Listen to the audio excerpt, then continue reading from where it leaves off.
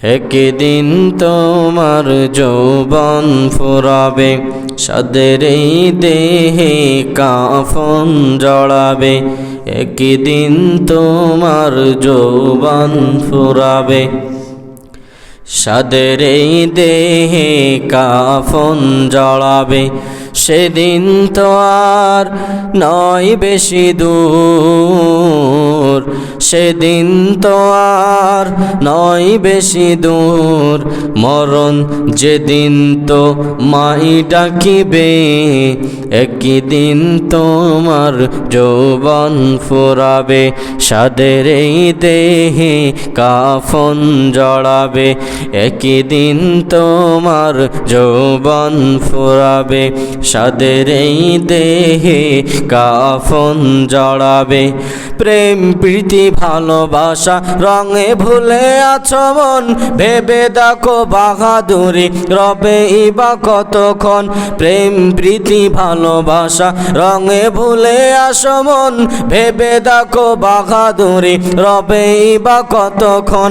বিদায়েরই ঘণ্টা বাজবে যেদিন, বিদায়েরই ঘণ্টা বাজবে যেদিন। মরণ যেদিন তো মাই ডাকিবে, একদিন তোমার যৌবন ফুরাবে, সাদের এই দেহে কাফন জড়াবে। একদিন তোমার যৌবন ফুরাবে, সাদের এই দেহে কাফন জড়াবে। সেদিন তো আর নয় বেশি দূর, সেদিন তো আর নয় বেশি দূর। মরণ যেদিন তো মাই ডাকিবে, একদিন তোমার যৌবন ফুরাবে, সাদের এই দেহে কাফন জড়াবে। একদিন তোমার যৌবন ফুরাবে, সাদের এই দেহে কাফন জড়াবে। এ রঙিন দুনিয়ার রঙে ভুলে আছো মন, ভেবে দেখো বাহাদুরি রবে বা কতক্ষণ। এ রঙিন দুনিয়ার রঙে ভুলে আছো মন, ভেবে দেখো বাহাদুরি রবে বা কতক্ষণ। বিদায়েরই ঘণ্টা বাজবে যেদিন, বিদায়েরই ঘণ্টা বাজবে যেদিন। মরণ যেদিন তো মাই ডাকিবে, একদিন তোমার যৌবন ফুরাবে, সাদের এই দেহে কাফন জড়াবে। একদিন তোমার যৌবন ফুরাবে, সাদের এই দেহে কাফন জড়াবে। সেদিন তো আর নয় বেশি দূর, সেদিন তো আর নয় বেশি দূর। মরণ যেদিন তো মাই ডাকিবে, একদিন তোমার যৌবন ফুরাবে, সাদের এই দেহে কাফন জড়াবে। মারবা দিলাম না একটা পরে। আলহামদুলিল্লাহ, আল্লাহ রাব্বুল আলামিনের দরবারে অসংখ্য অগণিত শুকর ও সুজা যে মহান মালিক। আমাদের বয়ান চলছিল রজব মাসের বয়ান, তাই না? মিরাজের ঘটনা চলছিল, আমাদেরকে ভূমিকা বাদেই কথা হবে। যারা আগে আসবে শুনবে, যারা আসবে না তারা শুনতে পারবে না, ঠিক কিনা? ঠিক। আমরা গিয়েছিলাম আল্লাহ রসুল সাল্লাল্লাহু আলাইহি ওয়াসাল্লাম মিরাজ থেকে ফিরার পথে কি নিয়ে আসতেছে মনে আছে তো চাচা? মনে আছে তো? হ্যাঁ, মনে রাখতে হবে তো। আমরা দোয়া করেছিলাম, দোয়া একটা শিখাইছিলাম এই রজবের শুরু থেকে, এটা মনে আছে তো? আছে তো সবাই একটু আমার সাথে একটু বলি, আল্লাহুম্মা বারিক লানা ফি রজব শাবান ওয়া বাল্লিগনা রমাজান। আমরা রজবে দোয়া করেছিলাম, আল্লাহ রজব পর্যন্ত এনেছো, আমাদের শাবান পর্যন্ত নিয়ে যাও। বলেন না সুবহানাল্লাহ। আল্লাহ তাআলা আমাদের দোয়া কবুল করে নিয়েছে। আর একবার বলেন সুবহানাল্লাহ। এখন শাবান মাস চলতেছে, আমরা শাবান মাস আল্লাহ তাআলা আমাদের পৌঁছায় দিয়েছে। এটা আমাদের জন্য খুশির সংবাদ নাকি দুঃখের? আমরা দোয়া করেছিলাম, দোয়া কবুল হয়েছে। আমরা বলি যে হুজুর দোয়া তো অনেকেই করি, কিন্তু আমাদের দোয়া তো মনে হয় কবুল হয় না। যদি কবুল না হইতো তো হায়াত পেয়ে শাবান পর্যন্ত আসতে পারত না। অনেকেই বলি হুজুর এত লম্বা লম্বা দোয়া করতেছি তো দোয়া তো কবুলই হয় না। হুজুর সারাদিন দোয়া করি কিন্তু দোয়া তো কবুল হয় না। 5 ওয়াক্ত নামাজের পরে দোয়া করি, দোয়া কবুল হয় না। হুজুর জুম্মার দিন আপনি দোয়া করান, তাও আমরা দোয়া করি, তাও তো দোয়া কবুল হয় না। আল্লাহ রাসূল হাদিসের ভিতরে এমন ভাবে এসেছে, বান্দা যে দোয়াটা করে, দোয়া করতে দেরি হয়, আরশের মালিক আরশে কবুল হইতে দেরি হয় না। বলেন না সুবহানাল্লাহ। অনেক বড় ব্যাখ্যা, অন্যদিকে যাব না। আমরা শাবানের আলোচনা চলছিল, আমরা দোয়া করেছিলাম আল্লাহ শাবান পর্যন্ত পৌঁছায় দিও। আল্লাহ তাআলা আমাদের দোয়া কবুল করে নিয়েছে, আমাদের শাবান মাসে পৌঁছায় দিয়েছে। আজকে শাবান মাসের 3 তারিখ। কত তারিখ বললাম? তাহলে এই মাস যদি 30-এ শেষ হয় তাহলে রমজানের আর মাত্র 27 দিন বাকি আছে। কত দিন বাকি? রমজান আসবে, মুমিনদের হৃদয়টা খুশিতে ভরে যাবে। আর আবু জাহেল মার্কা, উতবা মার্কা, সাইবা মার্কা যারা থাকবে, ফিরাউন মার্কা, এদের ভিতরে কম্পন সৃষ্টি হবে যে রোজা আসতেছে, আল্লাহ তাআলা মনে হয় আমাদেরকে না খাওয়ানোর জন্য রাখতেছে। সম্মানিত ভাইরা আমার, আমাদের আলোচনা চলছিল আল্লাহ রাসূল সাল্লাল্লাহু আলাইহি ওয়াসাল্লাম মিরাজের রাতে সফর করেছে। জান্নাত দেখেছে, জাহান্নাম দেখেছে, এখন দুনিয়ায় আসবে। বন্ধুর সাথে কথোপকথন শেষ হয়ে গেছে, এখন বাড়ির দিকে আসবে। তো বন্ধু কিছু হাদিয়া দিয়েছে। কি হাদিয়া দিয়েছিল? একটু জোরে বলেন। নামাজ দিয়েছিল। যদি আর একটু কষ্ট করে বলতে পারেন কত ওয়াক্ত নামাজ দিয়েছিল? 50 ওয়াক্ত নামাজ। আমরা এখন পড়তেছি কত ওয়াক্ত নামাজ? তাহলে আর 45 ওয়াক্ত নামাজ কোথায় গেল? আমরা হুজুররা বলি 50 ওয়াক্ত নামাজ, বয়ানের শুরুতেই বলি, আবার পাশে চলে আসি। সম্মানিত ভাইরা আমার, আল্লাহ রাসূল সাল্লাল্লাহু আলাইহি ওয়াসাল্লাম মিরাজের রাত সফর করার শেষে যখন আল্লাহ রাসূল দুনিয়ার দিকে আসতেছে, বন্ধুর জন্য হাদিয়া দিয়েছে। বন্ধু, তোমার উম্মতদের জন্য 50 রাকাত নামাজ বরাদ্দ করেছি, 50 রাকাত নামাজ নিয়ে চলে যাও। বলেন না সুবহানাল্লাহ। আস্তে আস্তে 6ষ্ঠ আসমানে একজন নবী ছিল। নবীর নাম কি আপনাদের মনে আছে নাকি? আর একটু জোরে। হযরতে মূসা আলাইহিস সালাতু ওয়াস সালাম 6ষ্ঠ আসমানে বসে আছে। তো মূসা আলাইহিস সালাতু ওয়াস সালাম আমার আপনার নবীকে ডেকে বলে, ও মুহাম্মদ, ও নবী, শেষ জামানার উম্মত, তোমার উম্মতদের জন্য কি নিয়ে যাইতেছ? আল্লাহ রাসূল সাল্লাল্লাহু আলাইহি ওয়াসাল্লাম বলে, কোনো কিছুই নিয়ে যাই নাই, একটা মাত্র কাজ আমার উম্মতদের জন্য নিয়ে যাইতেছি। বলে, কি এমন কাজ? বলে, আমার উম্মতদের জন্য 50 রাকাত নামাজ আল্লাহ তাআলা দিয়েছে। এই 50 রাকাত নামাজ আমার উম্মতের জন্য নিয়ে যাইতেছি। বলেন না সুবহানাল্লাহ। আসবে মরণ কখন কোথায় কারো জানা নাই, আসবে মরণ কখন কোথায় কারো জানা নাই। জানাজার নামাজের আগে নামাজ পড়ো ভাই, তোমার জানাজার নামাজের আগে নামাজ পড়ো ভাই।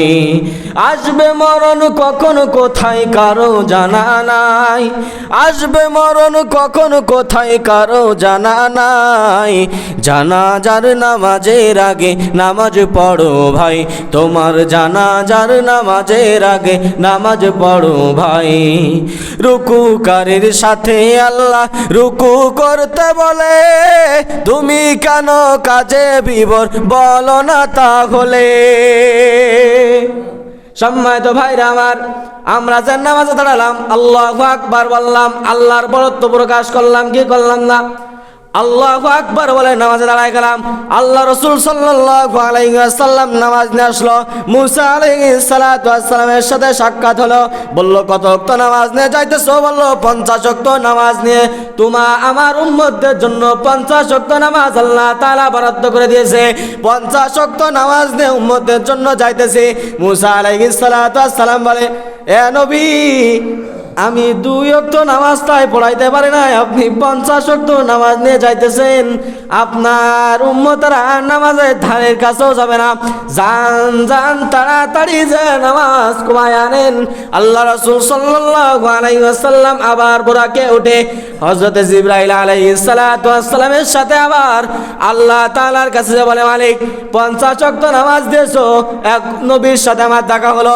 নবী বলল, আমার উম্মতদেরকে আমি কষ্ট করেও নামাজ পড়াইতে পারি নাই, আর আপনি 50 ওয়াক্ত নামাজ নিয়ে যাইতেছেন। আপনার উম্মতরা 50 ওয়াক্ত নামাজ পড়বে না, আরো পাল্টায় দেন। আল্লাহ রাসূল এই কথা বলার সাথে সাথে 5 ওয়াক্ত নামাজ কমায় দিল। তাহলে কত ওয়াক্ত নামাজ হলো? 45 ওয়াক্ত নামাজ থাকলো। আবার মুসা আলাইহিস সালাতু ওয়াস সালামের সাথে দেখা হলো। আবার বলল, কত ওয়াক্ত? বলে 45 ওয়াক্ত। বলে, তাও পড়বে না, আবার আল্লাহর কাছে যাও, আরো কমায় আনো। 40 ওয়াক্ত হলো। আবার যাও, আবার 40 ওয়াক্ত থেকে 35 ওয়াক্ত হলো। আরো কমাইলো, আরো 5 ওয়াক্ত কমলো, 30 ওয়াক্ত আসলো। এমন ভাবে কমতে কমতে 5 ওয়াক্ত নামাজে আসলো। 5 ওয়াক্ত নামাজে আসার পরে মুসা আলাইহিস সালাতু ওয়াস সালাম বলে, আপনার উম্মতরা এই 5 ওয়াক্ত নামাজও পড়বে না, আরো নামাজ কমায় নিয়ে আসেন। আল্লাহ তাআলা বলে, ও মুহাম্মদ, তোমার মনে মনে চিন্তা হয়, তোমার 50 ওয়াক্ত নামাজ দিলাম, তোমার 50 ওয়াক্ত থেকে 45 ওয়াক্ত নামাজ কমায় দিলাম। তুমি মনে মনে চিন্তা করতেছো 50 ওয়াক্ত নামাজ পাইলে আমার উম্মতেরা যেই সওয়াব পাইতো 5 ওয়াক্ত নামাজ পড়লে মনে হয় এই সওয়াব পাবে না।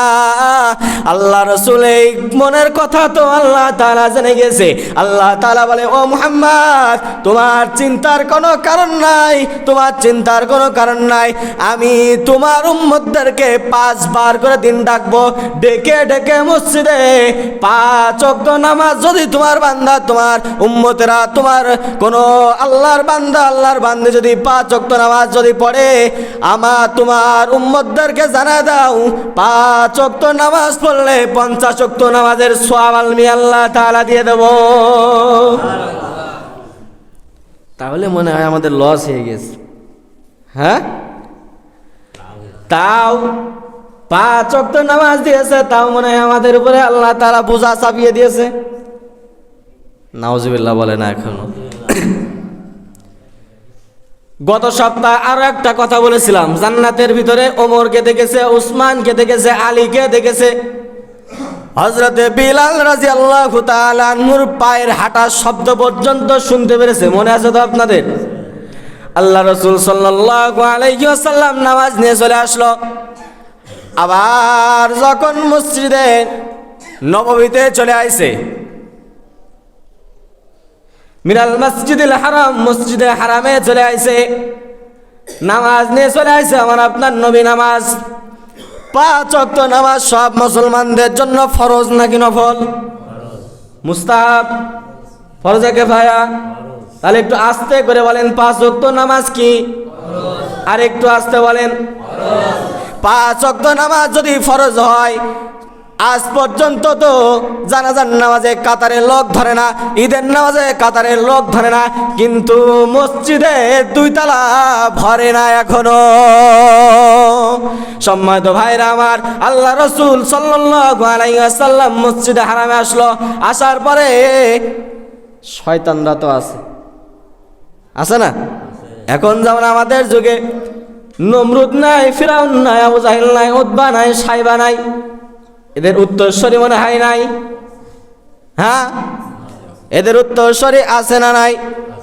আল্লাহ রাসূল মসজিদে নববীতে আসার পর বলে, এটা তো আল্লাহ রাসূল সাহাবীদের কাছে যখন বয়ান করেছে যে আমি কালকে রাতে, আচ্ছা এই যে আল্লাহ রাসূল মিরাজে ঘুরে আসলো, কত বছর সময় লাগলো? হ্যাঁ, 27 বছর, 23 বছর, তাই না? বলেছে তো একটা, বলেছে কিনা? এবার আমি আপনাদের যেটা বলবো আপনার অবাক হবেন। বলবো? আল্লাহ রাসূল সাল্লাল্লাহু আলাইহি ওয়াসাল্লাম রাতে উঠেছিল তাহাজ্জুদ পড়ার জন্য। কি করার জন্য? মনে আছে তো আপনাদের বলেছিলাম, দুজন ফেরেশতা এসে নবীকে নিয়ে চলে গেল। আল্লাহ রাসূল তাহাজ্জুদের ওযু বানাতে চাইছিল। ওই উজুর পানি আল্লাহ রাসূল সাল্লাল্লাহু আলাইহি ওয়াসাল্লাম দেখতেছে, এখনো সেই উজুর পানি পড়তেছে। তাহলে এর ভিতরে আল্লাহ তাআলার হিকমত আছে না নাই? জান্নাত ঘুরেছে, জাহান্নাম ঘুরেছে, সাত আসমান ঘুরেছে, কত লম্বা সময়ের ব্যাপার। কিন্তু আল্লাহ রাসূল এসে বয়ান করে সাহাবায়ে কেরামদেরকে। সাহাবায়ে কেরাম জিজ্ঞাসা করে বলে, আল্লাহ রাসূল আপনি যে ওখানে গেলেন আসলেন, কতটুকু সময় লাগলো আপনার যাইতে আসতে? বলছে আমি এখান থেকে আকসায় গেলাম, ওখানে 2 রাকাত নামাজ পড়লাম, নামাজ শেষ করে 7 আসমান ভেদ করে উপরে উঠলাম, সব নবীদের সাথে দেখা করলাম, কথোপকথন হলো, ভালো মন্দ জিজ্ঞাসা হলো, সব কিছু করার পরে জান্নাত জাহান্নাম ঘুরলাম, সব কিছু দেখলাম, দেখার পরে আবার আমি এখানে আসলাম। বলে তো তাও কতটুকু সময় লেগেছে? বলে আমি উজুর পানি এসে দেখলাম আমার উজুর পানিটা এখনো গড়ায় গড়ায় পড়তেছে। বলেন না সুবহানাল্লাহ। মুফাসসিরিনে কেরাম এই হাদিসের ব্যাখ্যায় লেখে এটা কত লম্বা সময়। কেউ বলেছে এই যে ভাই বলল 27, চাচা বলল 25, এটা অনেক অনেক ব্যাখ্যা। কিন্তু এতটুকু সময়ের ভিতরে কত দিন লাগবে, কত বছর লাগবে? এই যে যত বৈজ্ঞানিক বলেন না কেন, এরা কি প্রথম আসমানে উঠতে পারবে? এই বিমান যখন যায় আকাশের ভিতর থেকে গেলে, মেঘের ভিতর থেকে গেলে মনে হয় ও প্রথম আসমান ভেদ করে চলে গেছে। এত সহজ? সম্মানিত ভাইরা আমার, এই যে শাবান মাস চলে আসে,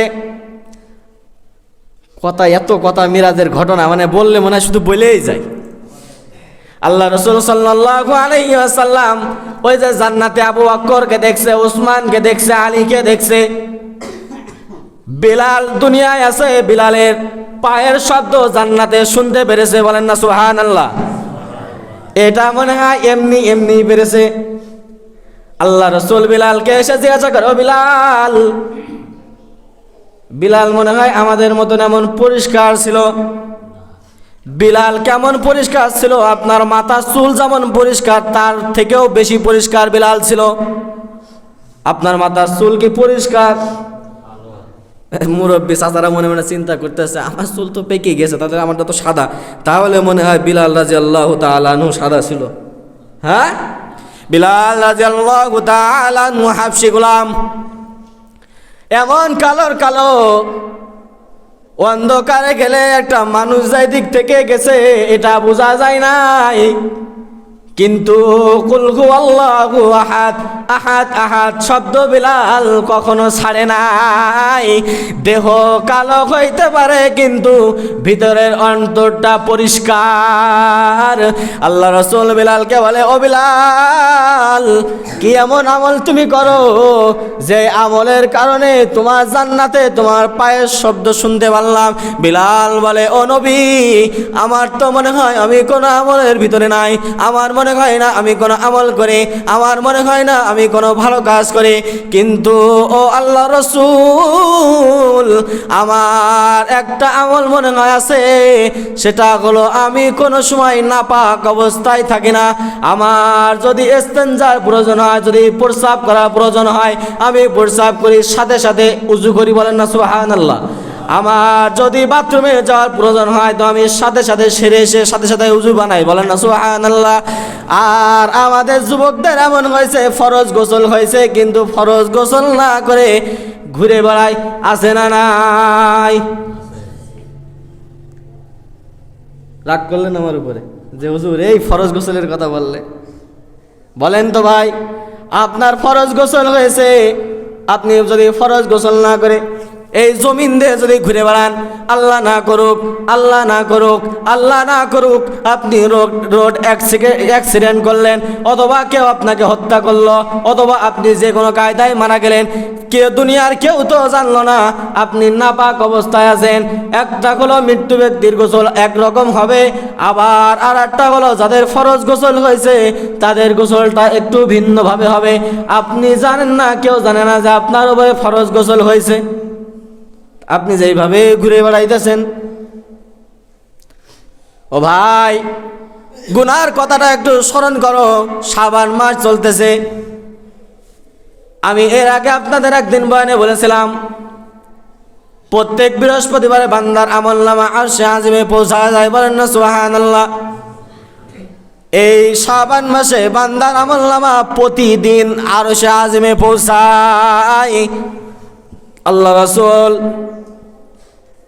সাল্লাল্লাহু আলাইহি ওয়াসাল্লাম এই শাবান মাসে রোজা রাখতো। কি রাখতো? রোজা রাখতো। সাহাবায়ে কেরাম জিজ্ঞাসা করলো, ইয়া রাসূলুল্লাহ, ইয়া হাবিবাল্লাহ, আপনি যে রোজা রাখেন, এর আগে শুনেছি আপনি বৃহস্পতিবারে রোজা রাখেন, এই কারণে যে বান্দার আমলনামা আরশে আজিমে পৌঁছা যায় বৃহস্পতিবারে, কিন্তু আমরা দেখতে পাচ্ছি আপনি শাবান মাসে প্রতিটা দিন রোজা রাখার জন্য রোজা থাকেন, এবং প্রতিটা দিন আপনি দেখি রোজা থাকেন। এর কারণটাকে আল্লাহ রাসূল বলে, ও সাহাবায়ে কেরামের দল, আমি আগে প্রতি বৃহস্পতিবারে রোজা রাখতাম, এই কারণে বান্দার আমলনামা আরশে আজিমে পৌঁছায়। আর এই শাবান মাসে রোজা রাখতেছে, এই কারণে বান্দার আমলনামাটা প্রতিদিন আল্লাহর আরশে পৌঁছায়। ও ভাইরা আমার, এই যে 14 তারিখ দিবাগত রাত আল্লাহ তাআলা প্রথম আসমানে হাজির হয়ে যায়, বলেন না সুবহানাল্লাহ। আল্লাহ তাআলা প্রথম আসমানে এসে বলে, ও বান্দা, কার কি প্রয়োজন একটু আমার কাছে চা। ও বান্দা, তোর গুনাহ করেছিস আমার কাছে চা। রাতে একা একা ঘরের ভিতরে গুনাহ করেছিস আমার কাছে বল। ও বান্দা, পরের কাছে আঘাত করেছিস আমার কাছে বল। ও বান্দা, তোর টাকার অভাব আমার কাছে বল। ও বান্দা, তোর কিসের অভাব আমার কাছে বল। রোগে ভুগতেছিস আমার কাছে বল। তোর রিজিকের অভাব তুই আমার কাছে বল। তোর টাকা পয়সার অভাব তুই আমার কাছে বল। তোর কোন জিনিসের অভাব তুই আমার কাছে বল। কোন গুনাহ করেছিস তুই আমার কাছে বল। আমি আল্লাহ তাআলা প্রথম আসমানে হাজির হয়ে গেলাম। তুই বান্দা বলতে দেরি করবি, আমি আল্লাহ তাআলা তোর গুনাহ ক্ষমা করতে দেরি করব না। সম্মানিত ভাইরা আমার, কিন্তু এমন গুনাহ যদি আমরা করি, আল্লাহ তাআলার সাথে যদি শিরক করি, আল্লাহ তাআলার সাথে যদি এক বলে বিশ্বাস না করি, তাহলে কি আল্লাহ তাআলা আমাদের এই গুনাহ মাফ করবে নাকি? আবার কিছু মুরব্বীরা এমন আছে, মসজিদের প্রথম কাতারে আসবে, তসবিহ টেপবে, আল্লাহ আল্লাহ জিকির করবে, ফজরের নামাজ পড়ে মুরব্বীটা গলার গামছাটা মাথায় বেঁধে আল্লাহ আল্লাহ করতে করতে পরের ভুলের আল এমন কাটা কাটবে, ওর ছিল 15 শতক জমি, হয়ে গিয়েছে 17 শতক জমি। আছে না নাই? যদি বলি, চাচা আপনার ওই ভুঁইটা একটু কিনতে চাইছিলাম, জমি কি আপনার 15 শতক আছে নাকি? বলে, বাজান কি বলেন, 15 শতক নাই মানে? আপনি আমি নেনে মেপে থাকেন, 15 শতকের জায়গায় 2 শতক বেশি ছাড়া কম হবে না। বলি, চাচা কেন 2 শতক বেশি হবে কেন? বলে, আমি ফজরের নামাজটা পড়ে গামছাটা মাজায় বেঁধে এমন আল্লাহ আল্লাহ জিকির করতে করতে আল এমন কাটা কাটতে কাটতে চলে গেছি, 2 শতক জমি আমার ভিতরে চলে এসে এখনো ওই মালিক বোঝে নাই। রাগ করলেন মনে হয় আমার কথাই। এখন এই যে মানুষ ধান লাগাবে, আইল কাটতে যাবে, আগে দেখবে পাশের ভুঁই কে, ও এখন আইল কেটেছে কিনা। যদি দেখে যে না এখনো আইল কাটে নাই, যাই আগে আগে যাই, কোপ একখান বেশি মারলে ভুঁই একটু আগাইল, এক পায়ে ধান বেশি হলো। এমন মানুষ আমাদের পিরোজপুর এলাকায় নাই, অন্য অন্য জায়গায় থাকতে পারে। সম্মানিত ভাইরা আমার, অন্য অন্য জায়গার মানুষ এমনটা করতে পারে, আমার পিরোজপুরের মানুষগুলো অনেক ভালো। আমার পিরোজপুরের মানুষ এমন কোনো কাজ করতে পারে না। এরা সবাই নেককার মানুষ, সবাই ভালো মানুষ। আল্লাহ তাআলা আমার এই মানুষগুলাকে তুমি কবুল মঞ্জুর করে নিও। সম্মানিত ভাইরা আমার, আল্লাহ তাআলা এই যে রজব মাস দিল, সম্মানিত ভাইরা আমার, একটা উদাহরণ দিয়ে আজকে বয়ানের ইতি টানবো। মনে করেন আমাদের এই গ্রামের একজন মানুষ তার বিধবা ভাতার কার্ড বানাবে। কি করবে? শুধু তাই নয়, আরেকজন আগের থেকে আসি, আমরা নামাজ শেষ করে আস্তাগফিরুল্লাহ বলি, সুবহানাল্লাহ বলি, আলহামদুলিল্লাহ বলি, আরো বলি আল্লাহুম্মা আনতাস সালাম ওয়া মিনকাস সালাম আরজিউস সালাম আলাইকাস সালাম ইত্যাদি ইত্যাদি অনেক কিছুই বলি। কিন্তু কিছু কিছু মানুষ দেখবেন আছে আসসালামু আলাইকুম রাহমাতুল্লাহ, আসসালামু আলাইকুম আছে না নাই? বলেন তো ও দুরুদ পড়লো নাকি দুরুদের সাথে মারামারি করলো? সালাম ফিরতে পারে না। সম্মানিত ভাইরা আমার, এটা তো একটা সুদা সুদা কথা বললাম। আপনাদের 12 বাজারের আগে একজন লোক ছিল, ক্ষমতাধারী লোক ছিল, চেয়ারম্যান ছিল, বিরাট বড় চেয়ারম্যান ছিল। এই চেয়ারম্যানের কাছে যদি আপনি যদি বলেন আপনি এই বিধবা ভাতার কার্ড করতে গিয়েছেন অথবা আপনার ভোটার আইডি কার্ডের কোনো একটা সমস্যা হয়েছে, এটা যদি আপনি ঠিক করতে যান, যখন দেখবেন যে একটু ভিড় বেঁধে গেছে, চেয়ারম্যানের অ্যাসিস্ট্যান্টের তো অভাব নাই, বলে স্যার এখন কাজ করতেছে, পরে আসেন, যখন ডাকবো তখন আসবেন। আপনাকে ডাকা হলো, ও করিমউদ্দিন চাচা, ও আমার চাচা বল্টুত, আপনার ডাক পড়েছে, আপনি আসেন। আপনি চেয়ারম্যানের কাছে যে বললেন আমার নাম আমার বাড়ি, চেয়ারম্যান কি আপনার সাথে আর কথা বলবো? বলে এখান থেকে তুমি হাঁটো। চেয়ারম্যানও আপনাকে মূল্য দেবে না। শুধু তাই নয়, আমাদের কালীগঞ্জ থানার একজন ওসি ছিল সাজ্জাদ, এখন সে ডিসিএসপি, তার পদ এখন অনেক বড় পদ হতে হতে তার আর পদের জায়গা নাই। কিন্তু এখন আমার ভাই, এই ভাইয়ের কাছে যে যদি তুমি বলো যে আমি অমুক গ্রামের মানুষ, আমার নাম অমুক, আমি অমুক, আমার নাম মনে করেন সামাউল হক, আমার পিতার নাম গোলাম মোস্তফা, আমার দাদার নাম আসগার আলী, এখন যদি আমার ভোটার আইডি কার্ডে যদি কোনো সমস্যা হয়, আমি যদি বলি আমার নাম সামাউল, আমার নাম গোলাম মোস্তফা, আমার দাদার নাম, এই ডিসি কি কিছু বসবে? ওসি কি কিছু বসবে? ওর আশপাশে যারা থাকবে বলে কি পাগল নাকি ছাগল? নিজের নামই তো শুদ্ধ করে বলতে পারে না, নিজের পরিচয় সোজাভাবে দিতে পারে না, ও কি ঠিক করবে? আমার কথা মনে আপনারা আজকে রাগ করতেছেন। ও ভাই, আপনার চেয়ারম্যান যদি আপনাকে বের করে দেয়, একজন ওসি যদি আপনাকে বের করে দেয়, ও ভাই, তাহলে নামাজ শেষ করে আপনি আল্লাহ তাআলার সাথে তাসবিহ করলেন, এটা সব কিছু বললেন, ওসি আপনাকে তাড়া দিল, ডিসিও আপনাকে তাড়া দিল, গ্রামের মেম্বার চেয়ারম্যানও আপনাকে তাড়া দিল, আপনি আল্লাহ তাআলার কাছে মাপ চাবেন। একটু যদি সুন্দর করে মাপ না চান তো আল্লাহ তাআলা কি আপনাকে মাফ করবে নাকি? আল্লাহ কি এত দায় ঠেকে গেছে আপনার কাছে? এখানে একজন মানুষ আমার মনে হয় না বুকে হাত দিয়ে বলতে পারবে হুজুর আমি সিজদায় যে 10টা মিনিট আল্লাহর কাছে কান্নাকাটি করে মাপ চেয়েছি, হুজুর আমি 5টা মিনিট সিজদায় যে আল্লাহ তাআলার কাছে মাথা নত করে মাপ চেয়েছি। এখন যদি বলি হুজুর, এখন যদি বলি ভাই এমন একটা লোক দেখে একটু হাত তোলেন তো, অনেকের হাতে প্যারালাইসিস হয়ে যাবে, অনেকে লজ্জায় হাত তুলবে না, অনেকে হাতটা পেটে গুছায় নেবে, অনেকে হাত দুইটা হাঁটুর ভিতরে নেবে, হাত রাখবে কোন জায়গায় এই জায়গা খুঁজে পাবে না। কিন্তু ভাই গুনাহ করেছেন আপনি, তওবা করবেন আপনি আল্লাহ তাআলার কাছে। তওবা করার জন্য নির্দিষ্ট কোনো সময় আল্লাহ তাআলা বলে নাই যে বান্দা তোমার অমুক সময় তওবা চাইতে হবে, ও বান্দা অমুক সময় আমার কাছে এসে তোমার মাপ চাইতে হবে, ও বান্দা অমুক নামাজের পরে তোমার কাছে তোমার মাপ চাইতে হবে, অথবা মক্কা এসে মাপ চাইতে হবে, মদিনা এসে মাপ চাইতে হবে, মসজিদে নববীতে এসে মাপ চাইতে হবে, আল আকসায় যে মাপ চাইতে হবে। এমন কোন নির্দিষ্ট জায়গা কি আজ পর্যন্ত কোন আলেম কি আপনাদের বলেছে নাকি? বলেন, কেউ বলে নাই, কেউ বলে নাই। তাহলে আমরা এখান থেকে বুঝতে পারলাম নিজে গুনাহ করেছি, নিজের গুনার জন্য নিজে মাপ চাবো, এটা আল্লাহ তাআলার কাছে আমরা মাপ চাইতে দেরি, আল্লাহ তাআলা আমাদের জীবনের গুনাহ মাফ করতে দেরি হবে না। বলেন না সুবহানাল্লাহ। আল্লাহ রাসূল সাল্লাল্লাহু আলাইহি ওয়াসাল্লাম মসজিদে হারামে বসে আছে, এমন সময় আবু জাহেল্লা, নামটা কেমন মতন একটা, ওমরে ফারুক রাদিয়াল্লাহু, ওমর একটা সুন্দর নাম না? যাদের ছোট বাচ্চা হয়, হওয়ার পরে বুকে এমনভাবে লাগবে না, আইন, এই যে আইন মিম র, যারা বসবেন তারা এভাবে একটু লিখে নেবেন। এটার ভিতরে অনেক হিম্মত আছে, হিকমত আছে এর ভিতরে।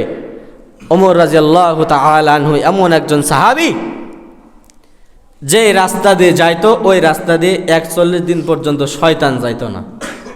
সুবহানাল্লাহ কেউ বলবেন না, আর একটু আসতে বলেন, জোরে বলেন না সুবহানাল্লাহ।